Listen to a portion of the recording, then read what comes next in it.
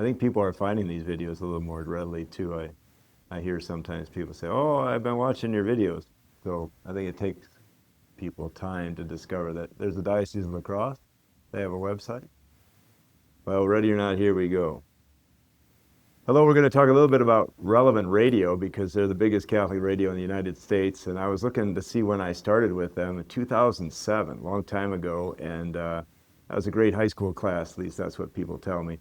So anyway, I was invited by Chuck Neff to be on The Inner Life, which at that time was a show, spiritual direction, 1 to 3 p.m. I remember holding the phone on my ear for 2 hours and like it hurt.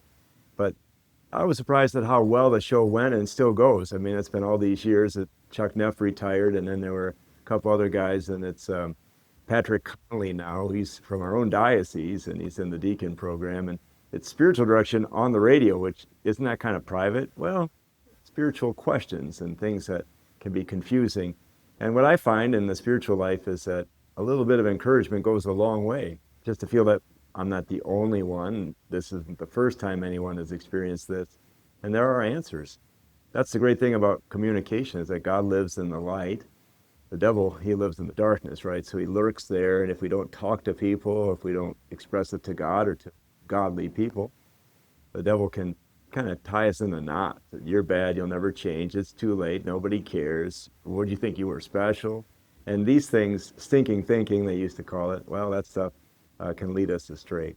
So I'm always edified when people call in. I've learned more from these people than they've learned from me, and I've received more than I've given for sure. And all these years, I mean, it's a live show, which when I was in Chicago, I asked, like, well, is it like live or no, that you got about 30 seconds of a kind of a window, a delay that in case you say something that's heretical, which has never happened to me for the record, but that's a close calls anyway.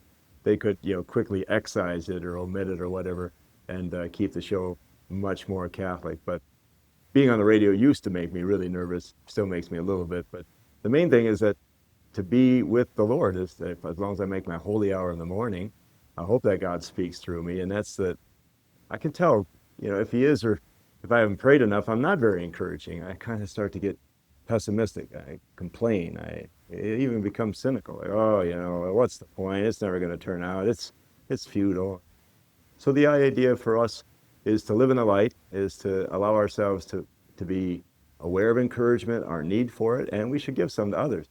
Barnabas, he was the sidekick of St. Paul, considered one of the apostles in a way, kind of grandfathered in. His name means the son of encouragement.